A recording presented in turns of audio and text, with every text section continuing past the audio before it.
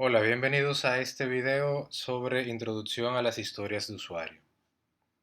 En este video vamos a aprender qué es una historia de usuario, cómo escribirla y qué características debe cumplir una buena historia de usuario. Lo primero que vamos a ver son los elementos que componen una historia de usuario. Está compuesta por un enunciado, criterios de aceptación, escenarios y comentarios. Aunque a menudo se hace la comparación de que una historia de usuario viene siendo un requerimiento del usuario, realmente va mucho más allá de eso, aunque es una forma de ir entendiendo el concepto de que en una historia de usuario va a estar planteada una necesidad y esa es la necesidad que el equipo Scrum va a satisfacer, ya que es un concepto que se utiliza en metodologías ágiles. En el enunciado vamos a tener la historia de usuario como tal o la base principal de la historia de usuario y todo lo demás se desprende del enunciado, tanto los criterios de aceptación como los escenarios y comentarios. Un enunciado tiene la siguiente nomenclatura o formato: como, rol, quiero, tal cosa, para, otra cosa. Por ejemplo, yo como usuario de una aplicación de Internet Banking, yo como usuario quiero acceder al banco para ver mis productos, para ver mis cuentas, mis balances, etcétera. Esa puede ser una historia de usuario de un escenario en el cual yo accedo al Internet Banking para ver los balances de mi cuenta. Esa es una historia de usuario.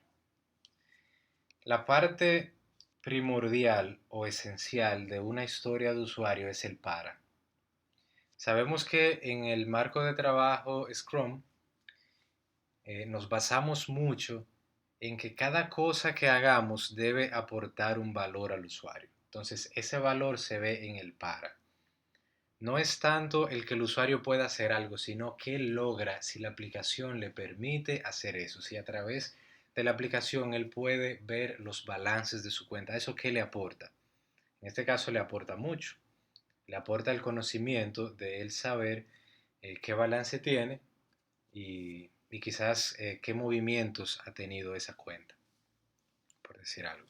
Entonces aquí está tanto en español como en inglés: como usuario quiero acceder para ver los balances. As, once, so that. Ese es el formato con el que van a ver las historias de usuario.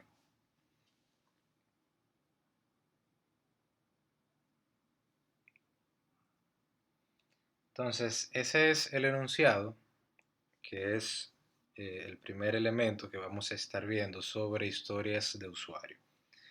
El segundo elemento son los escenarios. Los escenarios también tienen una nomenclatura. Dado que nos situamos en un contexto inicial, cuando ocurra un evento determinado, entonces debo tener tal resultado. Los escenarios ayudan a comprender la historia de usuario. La historia de por sí no es muy difícil de comprender porque la idea de que sean historias de usuario es que se digan como si estuviéramos contando algo que pasó que queremos que pase. Yo como usuario quiero acceder a la aplicación para saber o conocer mis balances. Eso es algo que cualquiera puede entender fácilmente. Entonces, este marco de trabajo se basa en la simpleza de los artefactos o los elementos que utilizamos.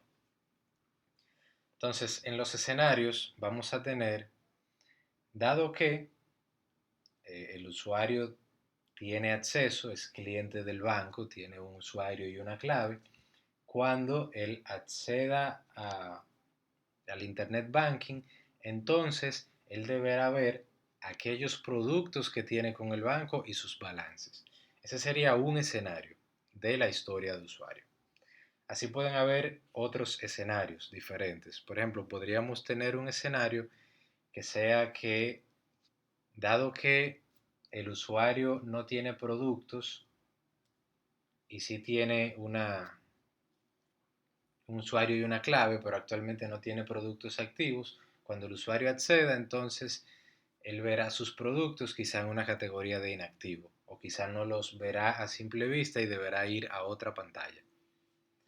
O dado que el usuario no tiene o está bloqueado o no tiene un usuario y una clave, no podrá acceder a la aplicación. Cuando intente acceder, entonces va a recibir un mensaje de alerta que le diga que no puede acceder o que su cuenta está bloqueada. En los escenarios se trata de poner el qué se va a hacer, pero no el cómo. Yo no voy a especificar, por ejemplo, que el mensaje debe ser un pop-up o debe ser en la misma ventana de login o debe aparecer en el borde abajo de la pantalla. Yo no voy a indicar el cómo, sino el qué. ¿Qué yo quiero que suceda? Que el usuario tenga una retroalimentación de por qué él no puede entrar, siempre y cuando no vaya en contra de las políticas establecidas en la institución. Por ejemplo, en aplicaciones que tienen que ver con dinero, nunca se debe poner que el usuario está bloqueado o nunca se debe poner que el usuario no existe o que el usuario existe y la clave es incorrecta. Porque si hay alguien tratando de acceder o vulnerar ese sistema, siempre le va a decir usuario y clave incorrecta, usuario y clave incorrecta. Y en una le va a decir clave incorrecta. Entonces ya él se ha dado cuenta que ha conseguido un usuario. Entonces ahora se queda con ese usuario y empieza a buscar la clave para ese usuario. Por eso ese tipo de mensajes tienden a ser no tan específicos. Si no, no se puede acceder, contacte al banco a tal número, o contacte o intente nuevamente más tarde, o contacte a su oficial de cuentas, etc. Entonces, en el escenario siempre ponemos qué va a ocurrir, cuál es el resultado que se espera. Y los escenarios son diseñados principalmente por el equipo de pruebas en conjunto con todo el Scrum Team. Pero el equipo de pruebas es el que es un poco más creativo a la hora de escribir escenarios. Y esos escenarios sirven para evaluar o medir la historia de usuario. Entonces, el siguiente elemento de la historia de usuario son los criterios de aceptación, los cuales se apoyan y se basan en los escenarios y en las especificaciones del Product Owner. Quizás no hay un escenario como tal, pero el Product Owner ha especificado que quiere que la pantalla de login sea blanca. Quizás no es necesario con esa especificación tan detallada, tan mínima, yo sentarme a escribir un escenario para validar que la pantalla de login sea blanca.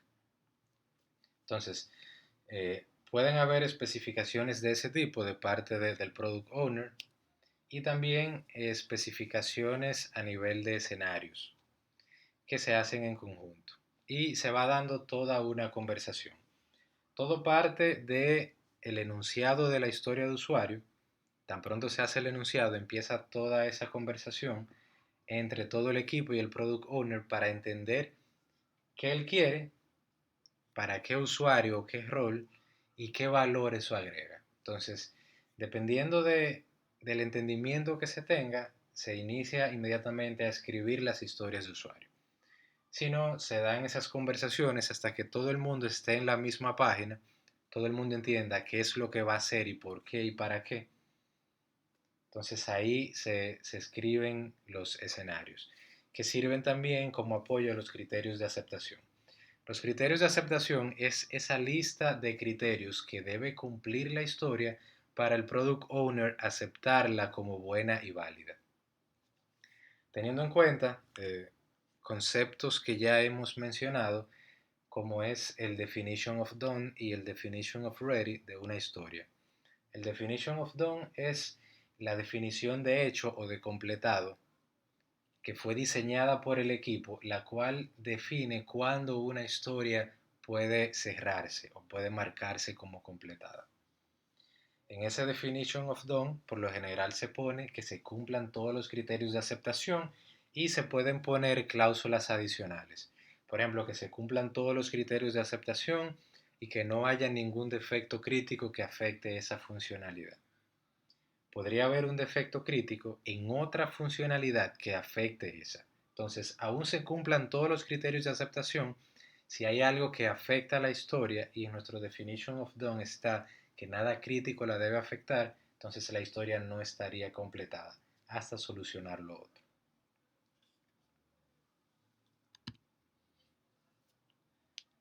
Una buena historia de usuario debe cumplir con el INVEST.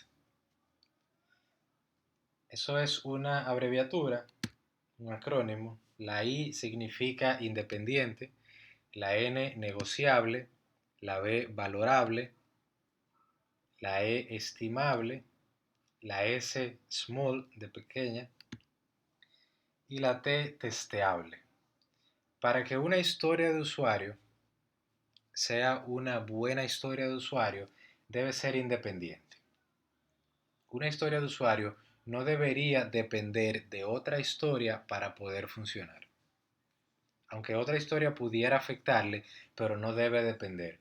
No debe darse una relación de para que esta historia o esta funcionalidad opere en el sistema, debe primero hacerse tal otra funcionalidad. Las historias deben ser totalmente independientes, cuestión de que si en un sprint terminamos una historia de 7, esa historia pueda ir a producción y no tengamos que dejarla estancada porque necesita de otro componente que está en otra historia. Debe ser negociable. Cada historia debe poder negociarse con el product owner. En cualquier momento el product owner podría decirte, yo quisiera que trabajemos esta historia en el sprint. El sprint ya empezó, pero él quiere trabajar otra historia. Entonces, en ese momento se puede dar una negociación de, mira, ya la capacidad del equipo está al tope, podemos trabajar esa historia, pero sacaríamos otra de las que tienen menos prioridad. Eso sería una negociación. Las historias deben poder negociarse. Deben poder también negociarse criterios de la historia. Quizás cuando se planteó el criterio no se tenía tanto conocimiento de qué implicaba desarrollar ese criterio. Y podría negociarse con el product owner si sacara a producción la historia sin uno de los criterios y hacer una nueva historia de usuario con ese criterio y agregarle en el siguiente sprint o incluso en el mismo sprint. Una historia de usuario debe ser valorable. Valorable en el sentido de que podamos medir qué valor estamos agregando al negocio, qué impacto eso tiene en el usuario, qué beneficio o qué ventaja tiene el usuario con esa historia que sin ella no lo tendría. Debe ser estimable. Debemos poder medir el esfuerzo de desarrollar esa historia de usuario. Como ya les comenté anteriormente, en el marco de trabajo Scrum no se estima en tiempo, sino que se estima en esfuerzo. Y ese esfuerzo se da por un número. Y ese número es la estimación. Cada historia de usuario va a tener unos puntos que son los que definen qué tanto esfuerzo requiere desarrollar esa historia de usuario. La historia de usuario debe ser pequeña, lo más pequeña posible, precisamente para evitar dependencia, para poder estimarla correctamente y para que pueda ser trabajada incluso por una sola persona y no por todo el equipo al mismo tiempo. Por último, debe ser testeable. Testeable significa que yo debo poder tener la habilidad de probarla, que yo debo tener unos criterios de aceptación para yo poder saber si la historia cumple o no con lo que se requiere. Esas son las características esenciales de una buena historia de usuario. Ahora hay otras características que también son muy buenas y muy importantes, que son las SMART, donde nos dice que una historia debe ser específica, debe ser medible, debe ser alcanzable y debe ser relevante para el negocio. Entonces yo debo poder medir correctamente esa historia de usuario, en cualquier término, ya sea en términos de funcionalidad nueva, de valor agregado al usuario, en términos de incluso de ahorro económico que puede tener la empresa con esa funcionalidad, en temas de retorno de inversión, en temas de costo, debe ser alcanzable. A veces nos planteamos historias de usuario que son muy complicadas de hacer o están muy lejos de la realidad. Las historias de usuario deben poder alcanzarse en un sprint. Si es algo tan grande que no se alcanza en un sprint, debe dividirse en varias historias de usuario pequeñas. Ya dijimos en el Inves que las historias deben ser pequeñas y deben ser independientes. Y por último, deben ser relevantes. No se debe hacer una historia solo por hacerla, por agregar una funcionalidad que queremos que esté ahí, pero que al usuario no le aporta ningún valor, que al usuario no le interesa, que simplemente lo hacemos por hacerlo. No, debe ser relevante. Y por último, la T del Smart, Timebot o duración finita. Una historia de usuario debe poder caber en una caja de tiempo. Una historia de usuario debe caber en un sprint. Un sprint es una caja de tiempo, es un tiempo determinado en el cual vamos a sacar cierto trabajo. Entonces, con esto hemos visto ya los elementos de una historia de usuario: enunciado, criterios de aceptación, escenarios, comentarios. Vimos el formato del enunciado, vimos los escenarios, vimos los criterios de aceptación, vimos el Invest y vimos el Smart. Entonces, ya con todo eso, tenemos una idea de cómo empezar a escribir historias de usuario. Habíamos hecho un ejercicio donde teníamos un backlog y en ese backlog teníamos un grupo de historias de usuario.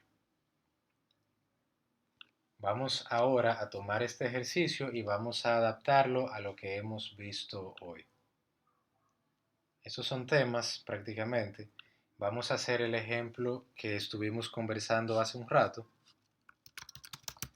Como usuario del banco ABC, quiero acceder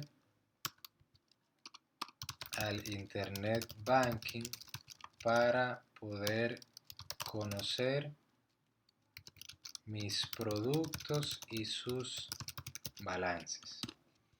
Es una historia que trata prácticamente de acceder y ver en una pantalla principal los productos y el balance de esos productos. Vamos a ponerlo en el Sprint Backlog. Esa historia de usuario entonces puede tener muchos escenarios. Voy a agregarlo aquí como comentarios. Vamos a decir, dado que tengo usuario y clave de Internet Banking,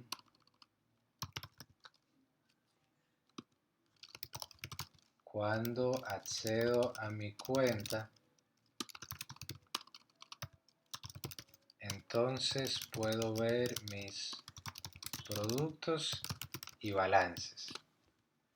Digamos que ese es un escenario. Ahora bien, otro de los elementos son los comentarios. Inmediatamente esa historia de usuario se ha creado ahí, se han empezado a escribir escenarios, se va dando toda una discusión en torno a la historia. Y eso que se va hablando se va dejando en comentarios. Digamos que yo le quiero hacer una pregunta al Product Owner. Yo le quiero preguntar si se van a mostrar también aquellos productos inactivos en la consulta principal, o si habrá una consulta aparte para estos. Eso es necesario saberlo porque a la hora de desarrollar yo debo saber si es necesario filtrar los productos por estatus o mostrar simplemente todos los productos. Ahí ese comentario alguien más puede venir y responderlo. De acuerdo a eso yo puedo también ir escribiendo nuevos escenarios a medida que vamos desmenuzando y conociendo la historia de usuario. También podemos agregar acá los criterios de aceptación del Product Owner. Dentro de esos criterios vamos a establecer un primer criterio que diga que los productos con balance negativo se mostrarán en el siguiente formato.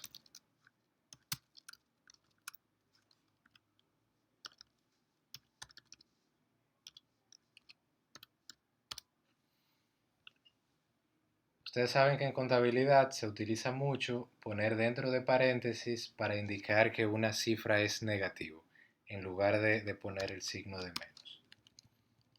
Digamos que ese es uno de los criterios de aceptación. Otro criterio pudiera ser que los productos deben mostrarse ordenados. Primero cuentas, luego certificados, luego préstamos, luego líneas de crédito, etc. Entonces, ya con los criterios de aceptación, la persona que está probando revisa que los escenarios obtengan resultados satisfactorios o que pasen la prueba de los escenarios, y adicional a eso también verifica los criterios de aceptación. La historia inicia su progreso y luego de ser trabajada pasa a finalizado, que es donde se hace el review con el Product Owner. Sabiendo que en todo momento, mientras se va desarrollando la historia de usuario, todos los involucrados están conscientes y van viendo todo ese avance y pueden ir dando su opinión. Esa historia de usuario es un documento vivo. Significa que lo que yo escribí inicialmente no va a permanecer así hasta el final. A medida que avanza se pueden agregar o quitar escenarios, se pueden agregar o quitar criterios de aceptación, se pueden hacer preguntas y responderse para aclarar más aún la historia de usuario. Por el momento es todo lo que quería mostrarles sobre la introducción a las historias de usuario. Ya sabemos cómo crear historias de usuario y tenemos una idea de todo el flujo de trabajo que sigue una historia de usuario. Las historias de usuario por lo general la escribe el Product Owner, aunque en un equipo cualquier persona debe estar en la capacidad de saber escribir historias de usuario. Pero como el Product Owner es el guardián del backlog, la persona que se encarga de que el backlog siempre esté priorizado, la persona que se mantiene de cara al negocio viendo qué es lo más importante para ponerlo de primero, es la persona que por lo general escribe las historias de usuario, pero es algo que cualquiera pudiera hacerlo. En cualquier momento también una historia de usuario, aún después de iniciar a trabajarla, se puede dividir en varias historias de usuario. Sabemos que en este marco de trabajo se pone muy por encima de todo la interacción de las personas y la respuesta ante el cambio. Por eso es que se hacen historias de usuario. Por eso el usuario nos cuenta qué necesidad tiene y en base a esa necesidad es que todo gira. Y por eso es que todo puede ir cambiando. Porque nos adaptamos a esos cambios y vamos satisfaciendo esas necesidades de los usuarios.